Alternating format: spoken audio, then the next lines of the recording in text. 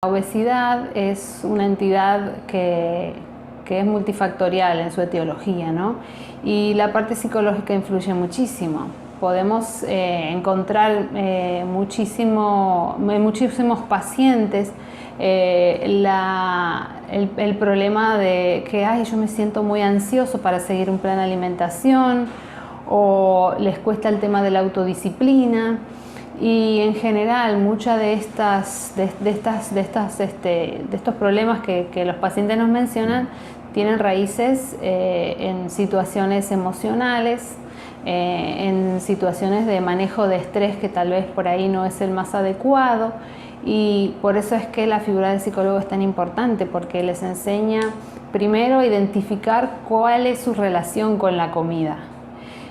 También pueden aprender estrategias para el manejo de la ansiedad y así poder evitar que esa llamada ansiedad, a veces mal llamada ansiedad, sino que realmente tiene otro nombre en lo que es el tema de trastornos alimentarios, pueda dejar de ser un factor de boicot para que el paciente pueda llevar a buen término un plan de alimentación con éxito. Estudios, por ejemplo, como el EFRICAR-2, que es un estudio bastante completo, con un N, o sea, con una cantidad de población de cerca de 4.000 y tantos pacientes, podemos encontrar que el promedio del índice de masa corporal, que es uno de los indicadores que nos sirven para identificar sobrepeso, obesidad, fue de 27.2 en el EFRICAR-2. ¿Qué significa eso? Claramente sobrepeso, porque el índice de masa corporal es un índice que si se presenta en el número entre 25 y 29, pues estamos hablando de sobrepeso. Y la cifra sube todavía y es más impactante cuando hablamos de obesidad diagnosticada, obesidad visceral, diagnosticada por lo que es la circunferencia de la cintura, que es una medida bastante económica de tomar, que cualquiera puede tomar en su consultorio, y que nos ayuda a poder diagnosticar el tema de sobrepeso y obesidad. Tomando entonces la circunferencia de la cintura para hacer diagnóstico de obesidad, se llegó a encontrar, o sea, se publica en el estudio que el 64% de la población estudiada estaba fuera de su peso, ¿no? Y todavía más llamativo para las mujeres. Las mujeres adultas resultaron tener circunferencia de cintura más elevada que los hombres, es decir, con mayores riesgos, ¿no?, de desarrollar problemas de salud que son consecuencia del sobrepeso y la obesidad.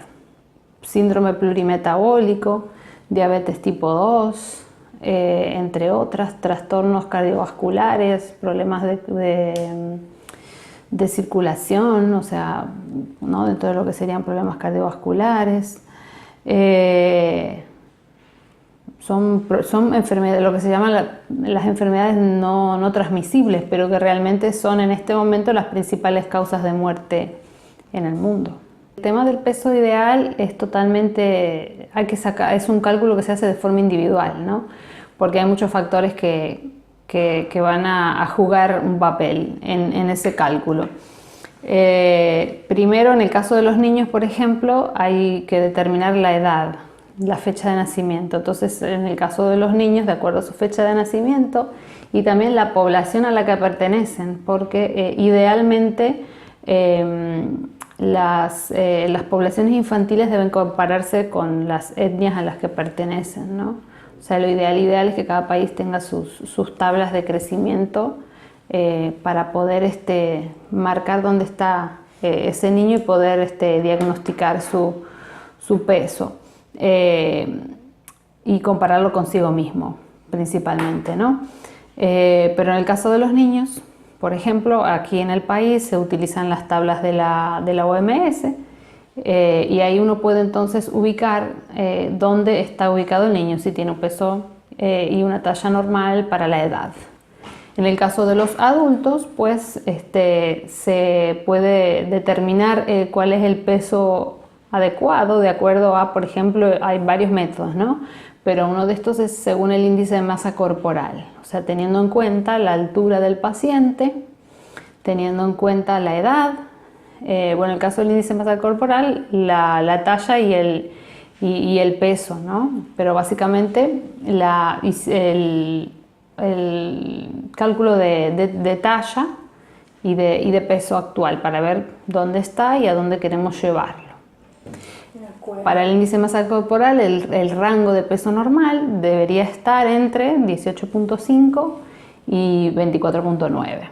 Entonces, de acuerdo a ese numerito, podemos calcular dónde debería estar el peso ideal. Hay varios estudios ahora que están sugiriendo que no es bueno estar, obviamente, ni en el límite inferior ni en el límite superior, que es positivo para la salud poder estar en un índice de masa corporal, aunque esté dentro de lo que es peso normal, pero cerca del medio, es decir, como entre 20 y 22. De acuerdo. ¿Existen nuevas técnicas o nuevas aplicaciones para tratar el tema de la obesidad? Claro que sí, sí. De hecho, como estamos hablando justamente del tema del índice de masa corporal, es una herramienta que es útil, es fácil de usar, pero es bastante limitada. ¿Por qué? Porque yo puedo tener dos personas que son del mismo tamaño, de la misma edad, que pesan lo mismo, pero que una se ve súper atlética y la otra resulta que cuando tú la ves, tú dices, ay no, pero esa persona tiene sobrepeso. Y el índice de masa corporal de los dos es normal. ¿Cuál es la diferencia? La composición de ese peso, o sea, la composición corporal. En estos momentos hay varias herramientas o varios métodos que nos permiten identificar la composición corporal del paciente, no simplemente llevarme por el número peso o por el número del índice de masa corporal. ¿Cuáles son estas herramientas?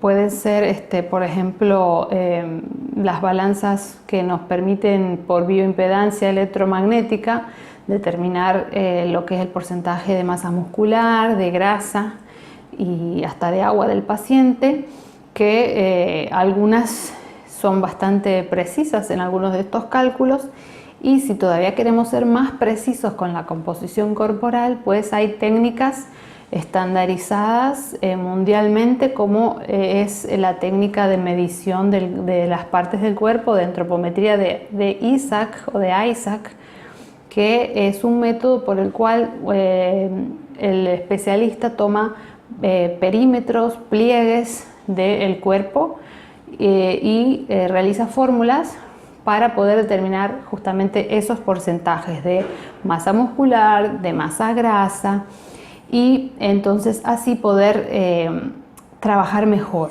con ese paciente. Podemos entonces así decir, no, mira, el problema del paciente A es que necesita disminuir su porcentaje de grasa pero mantener su masa muscular. O el problema del paciente B es que realmente, si bien está dentro de un índice de masa corporal normal, necesita aumentar su masa muscular porque es demasiado pobre para el deporte o la disciplina o el tipo de trabajo que tiene. Entonces, estas herramientas de verdad que nos facilitan muchísimo el trabajo a la hora de buscar los objetivos para ir logrando salir del sobrepeso y la obesidad y llevar a ese paciente a un estilo de vida saludable que le permita entonces estar en salud. Bueno, hay causas genéticas, hay también trastornos hormonales, también el mal dormir, ¿no? Que eso también está comprobado también, que cuando una persona no descansa lo suficiente, no duerme lo suficiente, pues obviamente hay ciertas hormonas que juegan un efecto también importante y no hacen que el cuerpo no tenga un metabolismo óptimo, ¿no? Y otro factor sumamente importante es el sedentarismo, que en este momento es un problema muy grave en el mundo entero, y no menos grave en República Dominicana, aunque uno ve que ahora está como apareciendo cada vez más, o parece que estuviera de moda el hacer maratones o el hacer ejercicio. A veces ese es el problema, que es una moda, pero no es un hábito que es algo que se hace porque yo quiero llegar a Navidad o quiero llegar a la, ¿cómo se llama? Al Easter, a la Pascua, a la Semana Santa con el cuerpo nítido, pero entonces después, el resto del año, ¿qué pasa? O sea, no, para de verdad lograr efectos positivos a largo plazo, duraderos, pues el asunto del ejercicio, de la actividad física, tiene que ser como lavarse los dientes todos los días, como comer vegetales todos los días. De hecho, la Organización Mundial de la Salud, por ejemplo, para la población infantil, lo que recomienda es, infantil me refiero a niños de 5 a 17 años, 1 hora de ejercicio moderado e intenso todos los días. Entonces, si yo soy madre, yo tengo mi hijo o mi hija en un deporte 2 veces a la semana, 2 horas, estoy cumpliendo, estoy ayudándolo, está bien, pero tiene una función más lúdica que realmente ayudarlo para que tenga un efecto positivo en su salud. Entonces, de verdad, o sea, creo que una de las cosas en las que más tenemos que trabajar, además de la alimentación, aquí en República Dominicana, es la actividad física. O sea, el mantenimiento de un estilo de vida que incluya la actividad física como algo cotidiano. Doctora, ¿qué alimentación se debe llevar para no caer en sobrepeso, para no llegar al sobrepeso? Bueno, lo ideal es tener un patrón de alimentación saludable, ¿no? Esto ¿qué incluye? Pues que todos los días podamos consumir alimentos de los 5 grupos que nos aportan nutrientes, que son los vegetales, y cuando hablo de vegetales hablo de tanto crudos como cocidos, frutas, proteínas, carbohidratos y alimentos que me aporten calcio y vitamina D.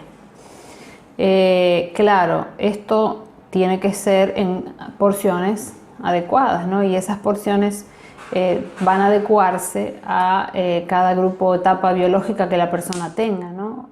Obviamente que los requerimientos de esta cantidad de grupo de alimentos para los niños es de una forma, para los adultos de otra forma, para los envejecientes de otra, pero sí es sumamente importante que esos 5 grupos de alimentos estén todos los días.